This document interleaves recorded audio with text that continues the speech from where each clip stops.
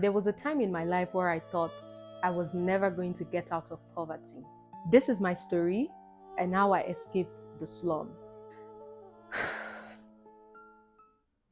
I have been wanting to do this for the longest time, and this is because it's not like I really cared about what people say, but all my life I've always considered the people around me. And I'm not just talking about, you know, people I don't know, I'm talking about families. If I don't think about my families, if I don't think about the people who brought me, who did take care of me, if I don't think about them when I take some certain decision, I just feel like it is a disservice to them.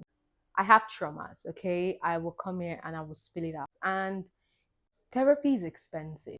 And I also realized that there are a large number of people who are also going through stuff. People like me out there too, who just want someone to connect with. There are people who wants to also share their story but can't. And in my case, I have a story to share. I've always wanted to share my story in a way that would help people, especially someone who has experienced what I have experienced or is currently experiencing what I experienced in the past. This is who I am creating this for. This is who I am talking to. My name is Maris, and there was a time in my life where I thought I was never going to get out of poverty. I grew up in a place called Ijorabadia, Lagos. If you don't know this place, then you're in luck because I would never pray for anybody to experience such a place like this. But I grew up in the ghetto. And most times I don't like saying this part of myself because it is not who I am currently. Saying it is not who I am is because I have brushed up myself well in a way that 6, 7 years ago, 10 years ago, I wished to be where I am today. Where I am currently was what I wished for 10 years ago. The fact that I am currently here, I am in a space where I dreamt of, which I never had growing up. I feel like I need to come out here and share. So, this is the story of how I escaped the slums. So, this is a place where I was born. I was raised there. My parents raised me in Ijorabadia, Lagos, and we lived in a I promise I won't cry. I want you to think of it as someone sharing a story, and perhaps you can relate to it. If you don't relate to it, just hear me out. I grew up in this place not by choice. I have to be honest with you. If I have a better option, I definitely would not be raised there. But this was what my situation was. We grew up in a one bedroom, and not even a bedroom, a one room apartment where everybody uses the same toilet, everybody uses the same bathroom, perhaps shares the same kitchen. This is what we call a face me, I face you. I grew up in this place as a child. Growing up, I never thought I was poor because my parents tried as much as possible to provide for me and my siblings, and forever I will be grateful to them. Then at some point, life happened, right? My dad passed, and when my dad passed, I want you to know that in all of this, we lived in an area called Olojomo. There are two streets in Olojomo. We stayed in this street. My grandparents stayed in the other street. Our apartment, or let's say the house we lived in, was even slightly better to where my grandparents were living. My grandparents stayed in the actual slum, and life happened. We didn't have money to pay the rent. My mom and my three siblings, we moved into my grandparents' place, which was worse. It was also a one room. I had my aunties. There are three aunties, my mom, and my three siblings. Now imagine this amount of people staying in one room. Now I don't want you to also think of it in a bad way because, like I said, I was a child. I never really thought it was a problem, if you get my point. And my mom tried as much as possible. She had a business, she was doing it, tried. We stayed there for 2 years and moved to another, still the same slum. I'm telling you, they're all the same environment, but it was from street to street. So we moved to the next street, and that was where they call Alidogo, and that is the center of the slum itself. I went to a school that was very close to my house. I couldn't go far. And growing up, like I said, I didn't think my life was difficult, but there were things I wanted and could never have. I also want you to know that my mom had a relative that married an Israeli, and they stayed in the urban side. So when I was growing up, I had I had things. So this sister or this relative of my mom would come and give my mom clothes and things, and sometimes I wished we lived in that level of luxury. I wish so we would go there over the weekend, we would play, we'll be happy, and I will always be sad to go back to the ghetto. I would always be sad to go back to the slum. But that was my parents' house, that was my father's house. I had no control over that, and this made me sad. I think this was when I realized we were poor. This was when I realized we didn't have anything, and this was when I realized we are from the slum. Looking at all of this made me so sad because I see the life that this relative of mine had. The dad is Israeli, the mom is also Nigerian, mixed race kids, had everything, had cars, taking them to school. I didn't have that. I trekked to school. I trekked to school with my siblings.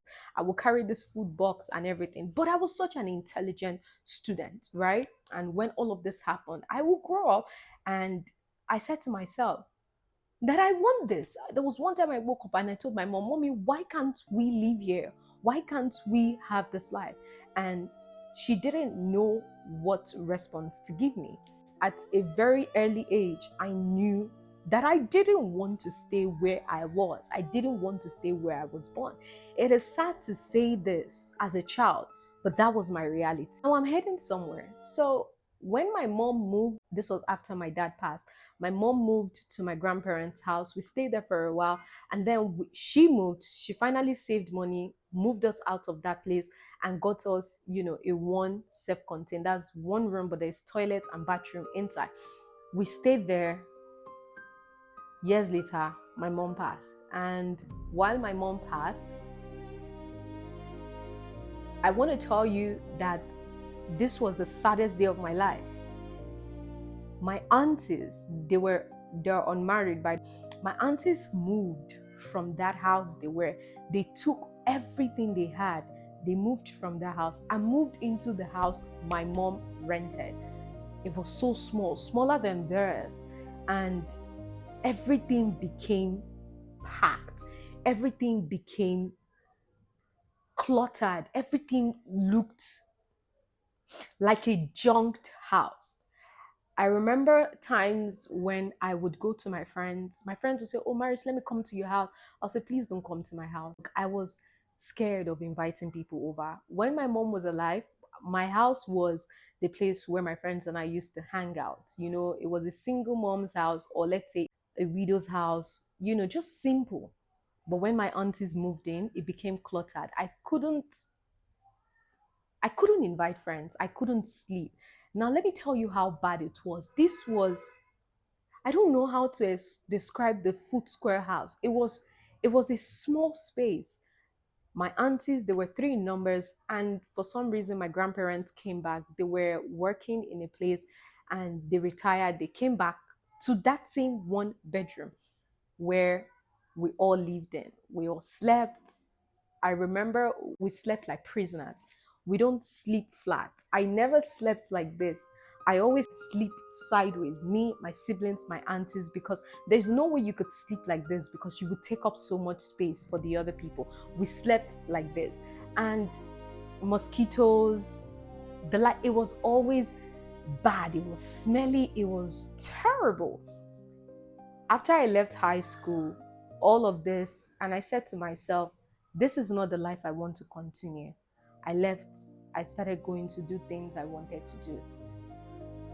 It is so sad that I am saying this because a couple days ago, I sat down in my room and I was just looking at the life that I have right now. I currently stay in a 2-bedroom apartment that I fully paid for. It is furnished. I have a couch. I have my own room, which I never had as a child. I'm telling you this, that my life changed. The fact that I escaped that slum, that poverty itself, changed everything about me. I just knew I wanted change. I just knew that where I was coming from was definitely not where I was going to be.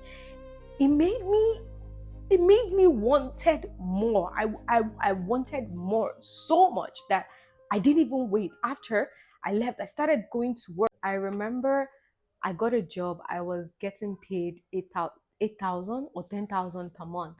And because of how intelligent and good I was, trust me, I was that kid. I was that golden child. I was so smart in school, very articulated. Whatever I learned, I was this kind of girl that in my class at the time in primary school, elementary school, we we had different people. We had boys, girls in the class. So we do position like first, second, third.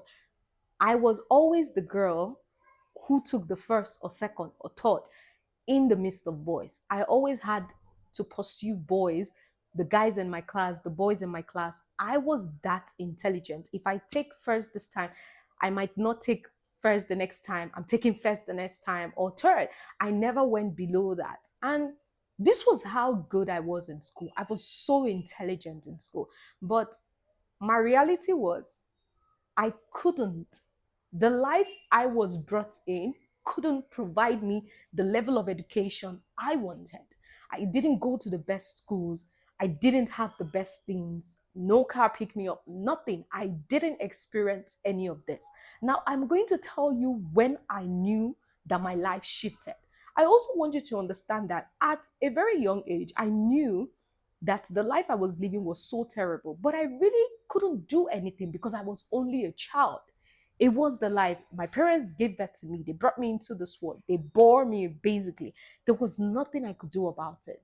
So when I finished high school, I left and I said, okay, I need to go get a job. I got a job, came back. I would go to job in the morning, come back home at night, go to job in the morning, come back home. And because of how good I was, how intelligent I was, this was where my doors began to open. And someone said, how are you this smart and you're here? And this person moved me and said, oh, come, let me take you to this place. Come be a secretary. That's an office assistant. And we'll pay you this amount of money, which was way better than how much I was getting. And for some reason, I was not computer literate when it comes to computer. I couldn't handle the computers. And the man said, oh, I need someone who knows the way around computer. And I just said, oh, let me go invest in myself and go to a computer institution and learn about computers, how it is. And mind you, these are things I was supposed to learn if I was in a good school. But I didn't have that luxury. So I had to go learn. And I finished. The man didn't take me back, which was okay. So I had no job. I was depressed. And mind you, I was in that slum with I was in that house with my aunties, my grandma, my brother. We were all in this one room, still sleeping as prisoners. One day, I cried. I cried to God. I don't know if you're a believer, but I am a believer. I cried so much to God to save me.